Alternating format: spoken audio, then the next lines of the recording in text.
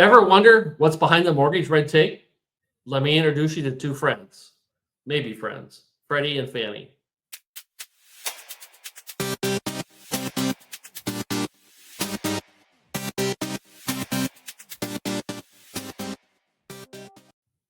Welcome to episode 4 of Inside the Deal Through Michael's Eyes, a fresh take on real estate and business. My name is Michael Rennick, and I am your host for this podcast. After a 31-year career, I retired from General Motors at the young age of 52 and moved right into building my real estate career. I currently hold a Florida real estate broker's license, and I focus on servicing Florida's West Coast. This podcast combines both my GM business and real estate experience and goes beyond the surface, offering a candid look at how business should be done right. Whether you're navigating the complexities of real estate or tackling broader business challenges, we want to talk about that. Education is one of our main goals in this podcast. What I'd like to do right now is introduce you to a great mortgage person. Don B is the man I affectionately call the mortgage coach who explains the why. When my clients need a great mortgage person, Don is the only one I refer. Over the years, he has demonstrated the same passion as I have, and that is doing business the right way. As we all know, the mortgage process is a complex one. With an extended partner such as Don, we have someone that guides my clients seamlessly through the process and delivers a quality product each and every time. What I personally like about Don is that he does not offer excuses, but instead works to find a solution, even in the most difficult cases. At the end of the podcast, I'll provide more of his contact information. But Don, welcome. Glad to have you here. It's good to be here, Mike. Thanks for the invitation. So you and I have done a lot of videos in the past. We've worked together for, I don't want to say how many years because that might give an indication of how old I really am. So we'll keep that a secret. But this is our first podcast. And what I like to do for those that may be watching the video, many of you will listen to this hopefully, but those watching, we're just setting up a studio for Don. So he will be a part of this going forward, maybe about once a week or so, and we'll get cameras and lighting all taken care of for him. So we're just building this podcast. But I have a philosophy of falling forward, and what I wanted to do is just get this thing off the ground. Don has so much to share, and I can't tell you how many times that he saved a deal that I had going through a tough real estate in our mortgage process, if you would. Don, I don't know how you do it. Well, 36 years of an education. That's how you do it. And I know you believe, as I do, the education really is the experience, right? In terms of tackling all these things. It's definitely the experience, but more importantly, I've been very fortunate in my career to have been able to be involved with not only originations, but underwriting, post-closing, shipping, insuring, secondary marketing. So I have a relatively robust understanding of the entire business from start to finish. And that does help in putting these loans together for sure. It does. Just a funny story. When I was getting my real estate license, not my broker's license, that came later, but the real estate license, I'm usually very active in the classroom asking questions. I want to know the why. And when the instructor got to the mortgage process, I was silent. And so after a while, he looked at me and says, "Mike, what gives? You're not being as inquisitive." And I says, "I already know everything I need to know about mortgages." And he says, "Is that so?" I said, "Absolutely." He says, "Well, what is that knowledge that you have?" I said, "It's a 10-digit phone number for Don B. He is the guy that knows all this stuff. I'm going to walk out of here today with a high-level, superficial knowledge of the process. But I'll tell you, all the hard work is going to be done by Don." And that's a true story. That's exactly what I shared in that class. There is no way a real estate agent, in my mind, can be an expert in the mortgage process and the real estate business. Would you agree with that? Oh, and vice versa. A mortgage person can't be an expert in the real estate side either. So it does work hand in hand. There's no question.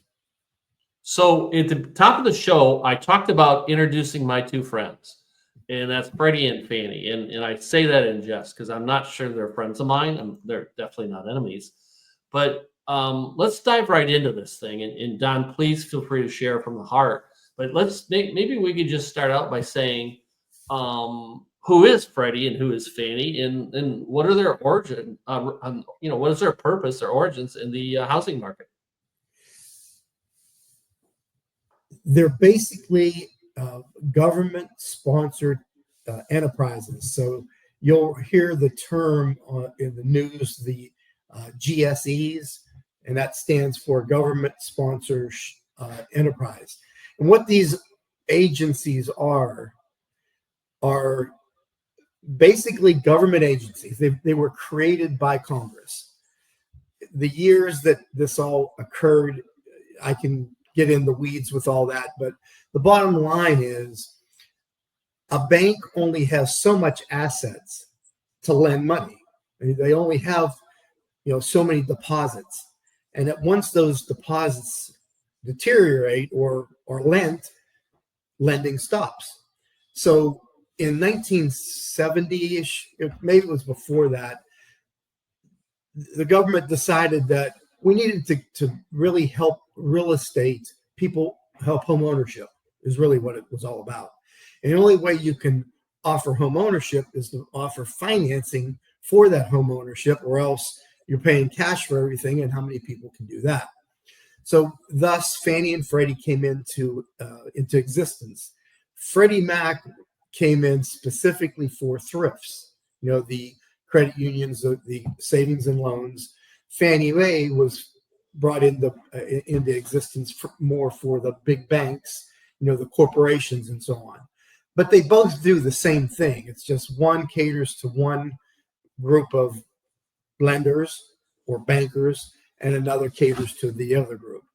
So that mortgage sponsored enterprise is basically just the government, the United States of America, stepping in and saying, you lend your money, we're going to give you a set of guidelines that everybody has to abide by.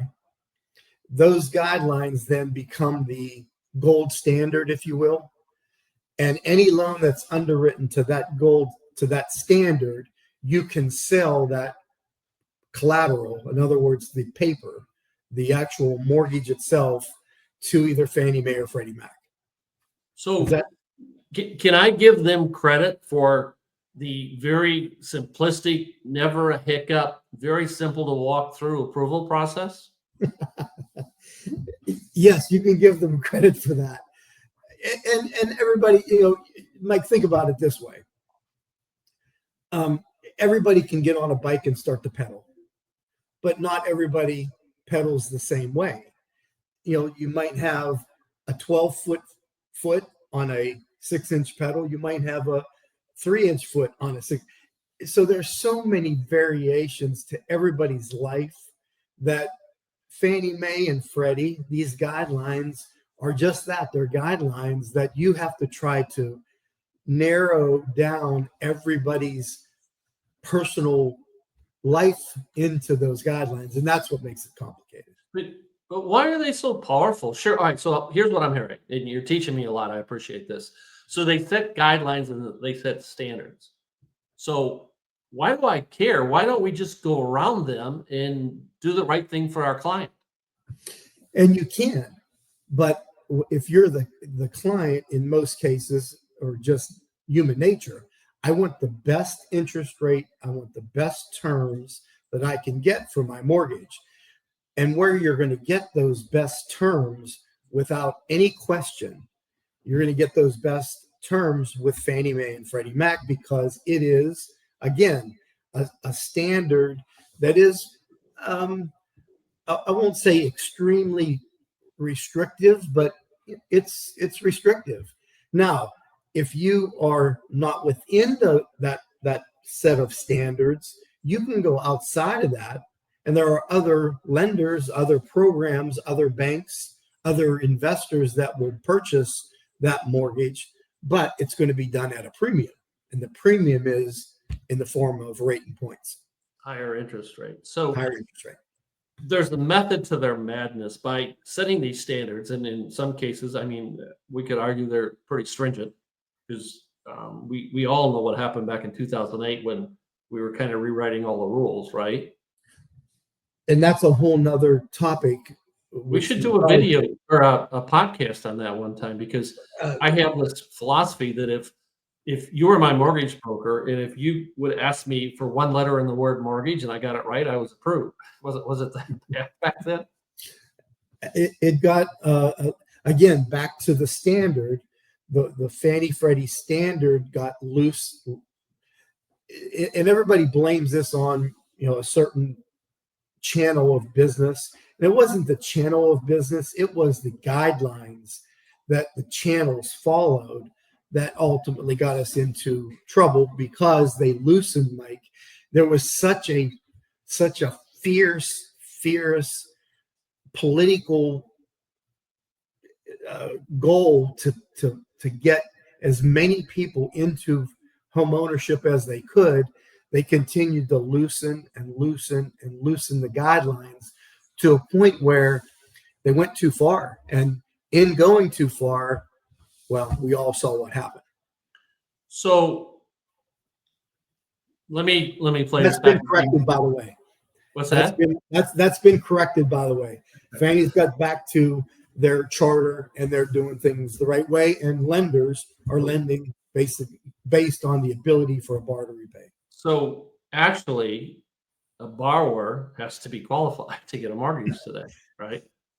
Correct. So we got to think about coming back and doing a podcast on 2008 and what went wrong because I remember teaser rates and stuff, but we'll put all that aside. So so from a business perspective, a non-technical mortgage perspective, the reason why mortgage folks like yourself, you follow those standards is because ultimately they buy the loan. Is that correct? When you close the loan, let's share with our listeners what happens. Yeah, there's basically there's a lot of parts to a mortgage, but the actual loan itself, when it's all done, it's packaged and it's ready to be sold, there are basically two parts to the mortgage. There's the collateral. That's basically the instrument that you're lending the money on, that's securing, that's tied to that property.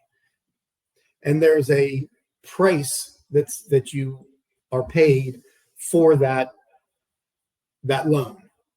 Additionally, you have a second part, and that's the servicing, which most people get confused. It's not one and the same. The servicing is it has separate value. In other words, whenever we close this loan, somebody's going to have the rights to collect the interest on that loan for the next 5, 10, 15, 30 years.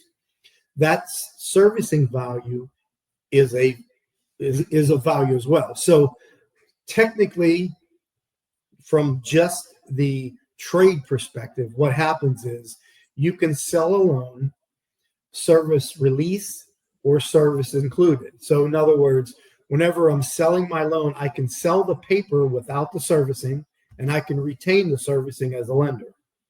And I can earn the interest for the next 30 years. I can also sell that loan, the actual mortgage, and the servicing together, and I'll get a higher premium for that because there's value in both sides, right?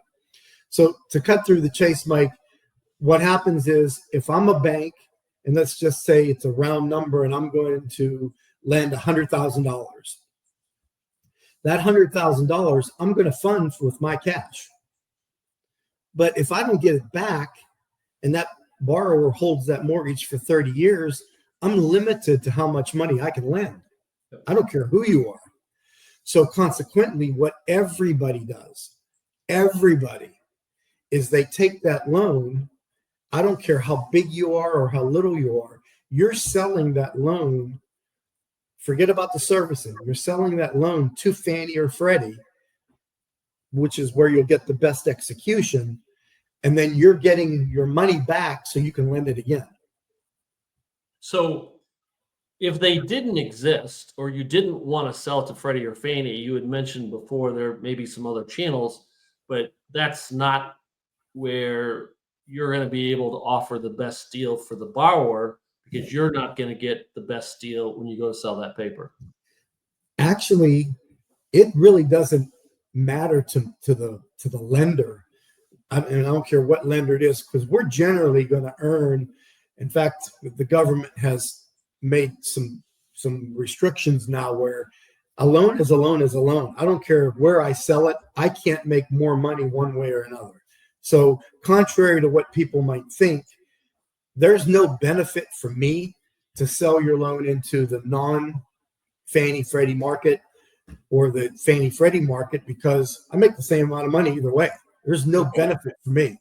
My benefit, my value is getting my customer, your customer, the best program that I can get them into, because then I got a customer for life. We got happy people, we get referrals, et cetera, et cetera. So to answer your question, we use those different venues. Fannie or Freddie is the first go-to because they're the best price. After that, then you go to the different entities and there's quite a few, so we won't get into weeds with that. But then you get to the higher and higher and higher interest rates.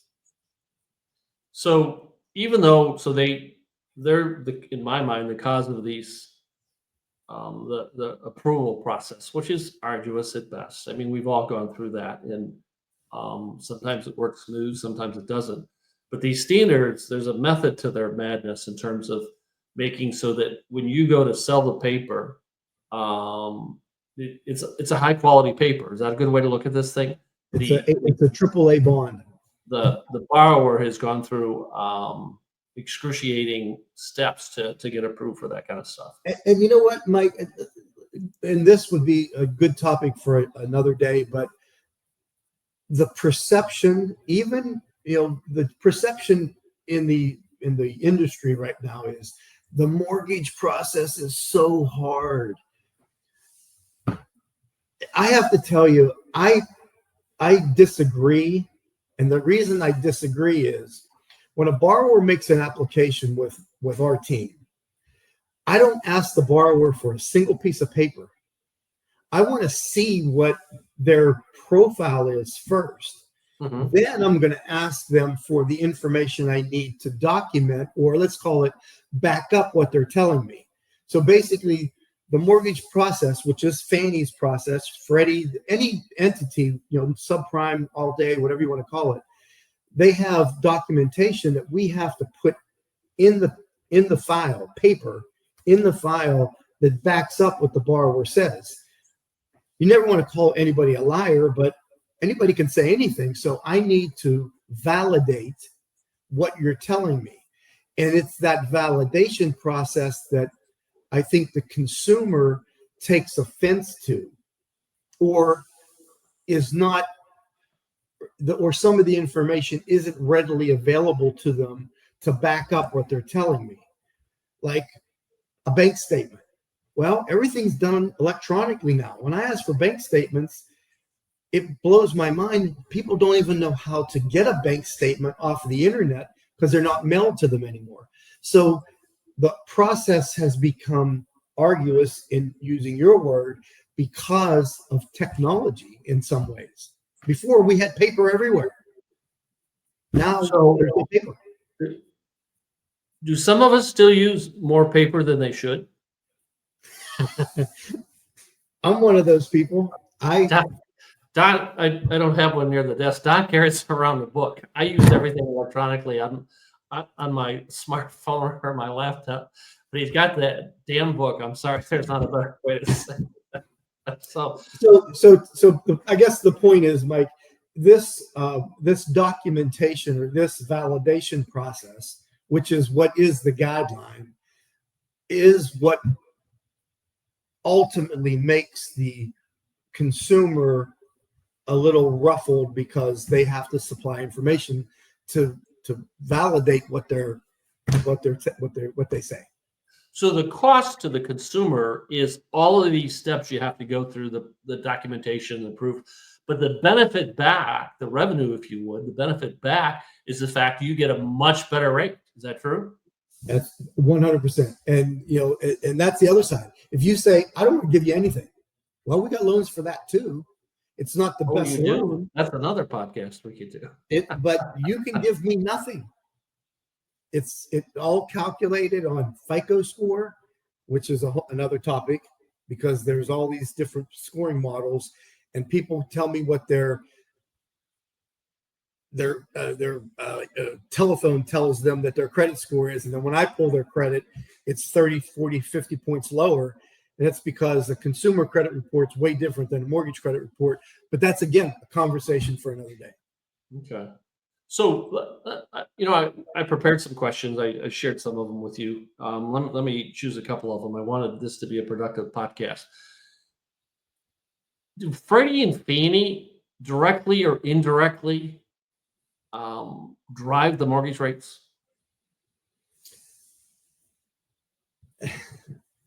Yes and no.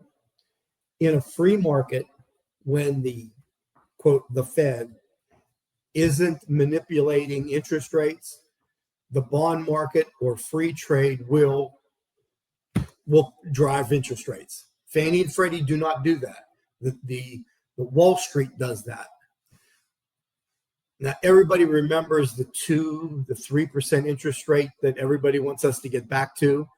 The only reason we were at 2 and 3% was because the Fed, in other words, our government, artificially deflated the cost of these loans, because what they were doing is, again, the loans were still going to the secondary market, just like they always do. But again, supply and demand, as soon as these loans were hitting the market, the government was buying up all these bonds. So if you buy up all the bonds, what's that do to the price? It pushes the price higher and higher and higher, which pushes yields lower and lower and lower. So consequently, it was artificially creating these low rates. So the answer to your question, Mike, is in a normal market, yes, the Wall Street, the consumer traders, really set where rates will go. Recently, including even today, the Fed's still involved, and rates aren't really moving to where they should be or where they could be, because the Fed's artificially increasing or decreasing interest rates. So I know that's not the answer that we were looking for, but if we get the government out of it, yes. It's all about truth and transparency. The answer we're looking for is what's really going on out there. Right now, the Fed's controlling these rates, 100%. Okay, so let me put you on the spot for a second, and I apologize for doing that. Do you believe that Freddie and Fannie are effectively addressing housing affordability, or is there room for improvement? Interest rates are up, home prices are up. Is there some things that Freddie and Fannie can be doing to help our borrowers with this?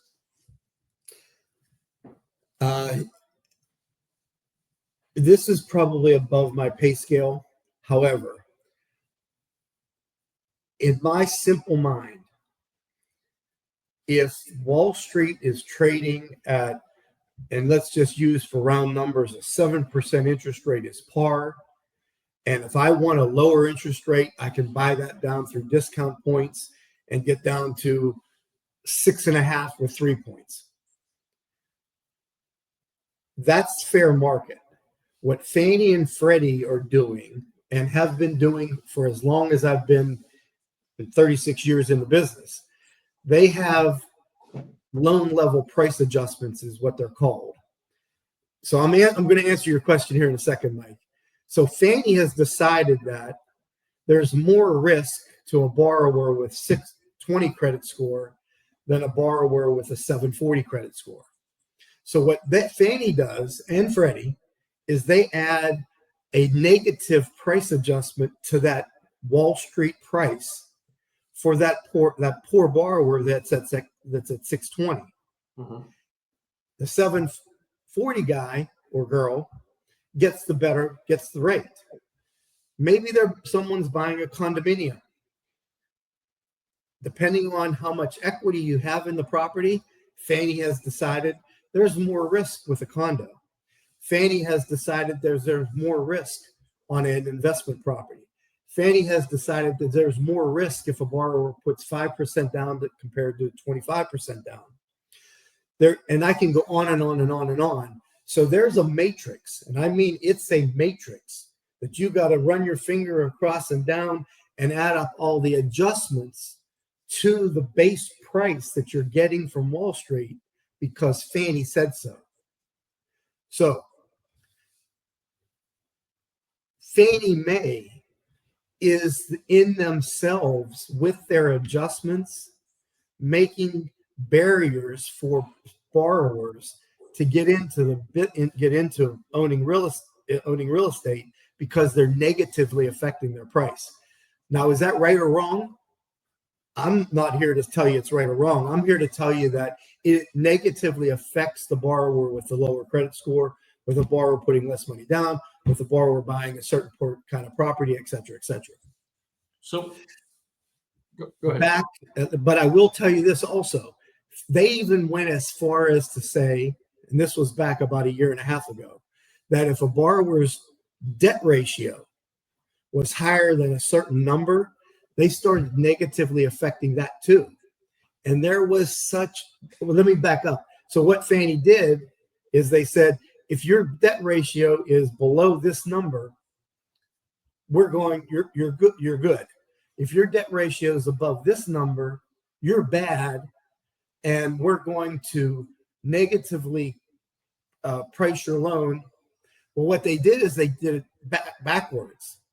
They said, borrower, if you have a real good debt ratio, in other words, you handle your obligations very well, we're gonna negatively affect your rate so that we can positively affect the rates for the people that their debt ratios are too high.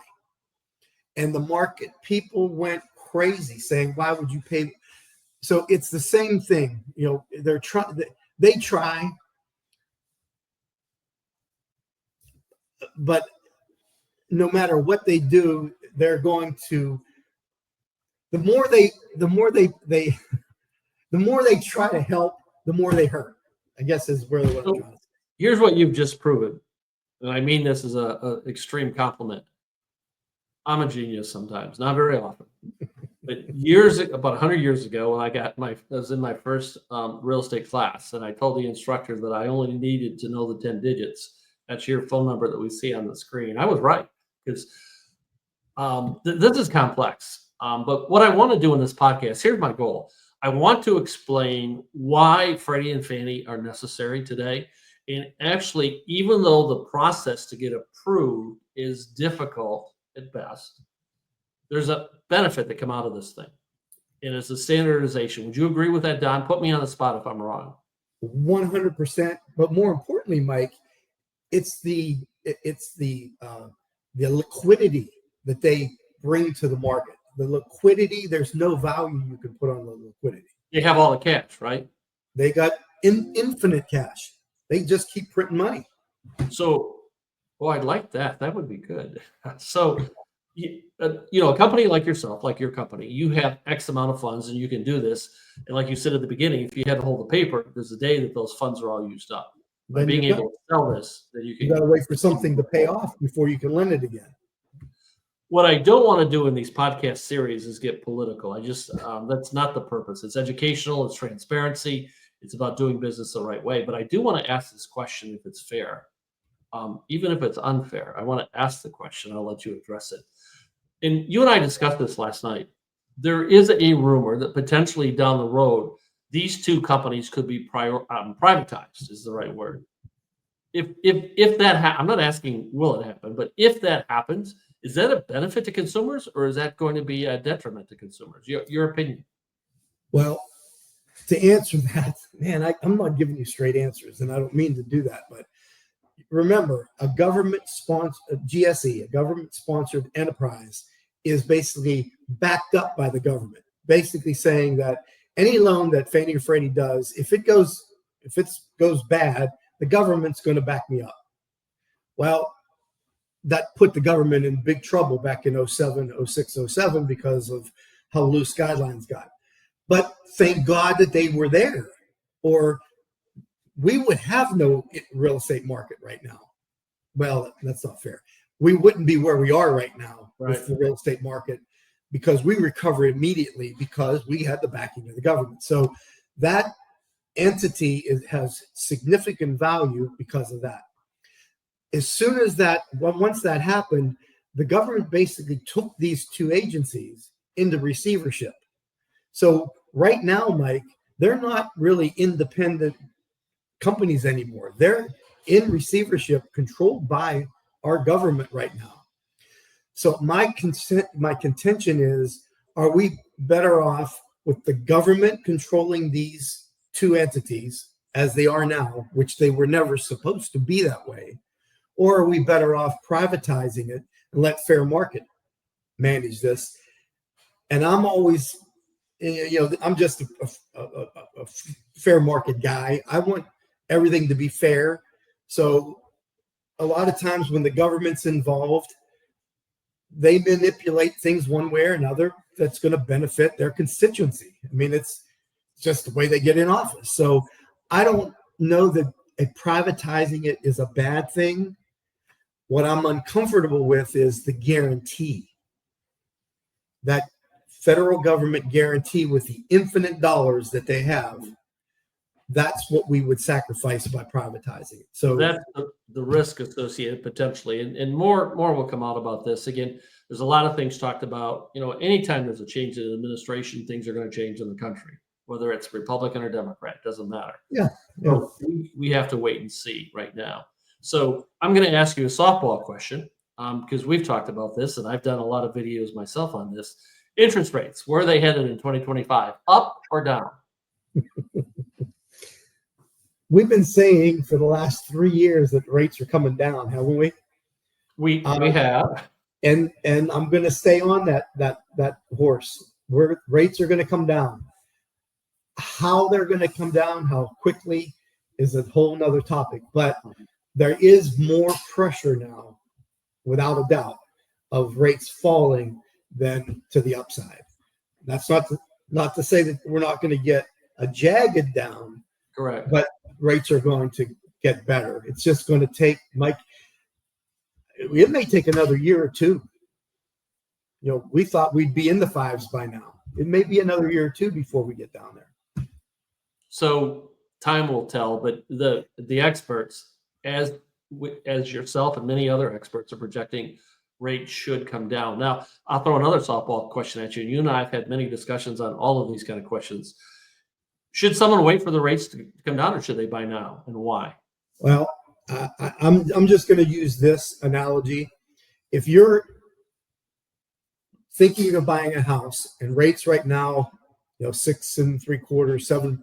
Let's just say that ugly number, 7%. By the way, when I bought my first house, it was 13%. So 7 really sounds good to me. But let me go on. Sure. If you're on the sidelines right now because you have 7%, how many other people are on the sidelines waiting also because rates are 7%? So I'm answering your question. So let's say rates go to 5.5. Can I qualify for more house? Absolutely. Is my payment going to be better? Absolutely. Is it a better time to buy? Absolutely. What's that going to do to all those people that were on the sidelines? I think it's going to bring them to the market. So my fear is the prices that we are at now, with rates higher, with rates lower, there's going to be pressure to push pricing. Prices are going to raise. So do you want to buy a house today at a really good negotiable price, maybe at a higher interest rate, and be able to refinance later on? Or do you just want to wait for the housing market to heat up, prices to go up, and you pay more for the house with a lower interest rate? You make the call. It's not my decision to make. It's the consumer's decision. I know what I would prefer, what I think is the right, but I'm not the one buying right now. No, I get that. Don, I want to thank you. We're over the 30-minute mark right now. This is our first podcast together. We're going to work more on the technology for those that are watching the video. Many folks are going to listen to the conversation, but there will be some where the video will be present. We're going to work on all that kind of technology. We're going to come back, you and I, on maybe about a weekly basis, and we're going to talk about all kinds of things. It might be fun to do a podcast on what happened in 2008. I actually had a mortgage person when I was back in Michigan say, Mike, to get this loan, you need to tell me you make this amount of money. Don't need to prove it, but you need to tell me. And I said, well, I don't do business that way because it's not true. But we've got a lot of things we can talk about going forward. Don, is there anything that we've left out, anything you want to wrap up in terms of my two best friends, Freddie and Fannie? No, they are a necessary evil. We really do need them just for the liquidity. So I'll take the bad over all the good that they provide for sure. And for those of you either watching or listening, if you didn't understand everything, I didn't either, and that's okay. Don, that's why I use Don. Don is the only mortgage person I use for my clients because he gets the job done. So his phone number's up there. I'll put up a slide with his email address, his website, things like that, so you can reach out. Of course, I'm here for any of your real estate needs, even if it's not the part of Florida that I service. If I can help in terms of opinion, process, things like that, I'm happy to do that. We look forward to doing many of these going forward. Don, I want to say thank you. You took time out of a busy schedule to join me today this is the 4th podcast, but it's the first one I've actually brought in a guest. So thank you. Look forward to the next one, and happy holidays, Merry Christmas, and everything else. Same to you, Don. Take care.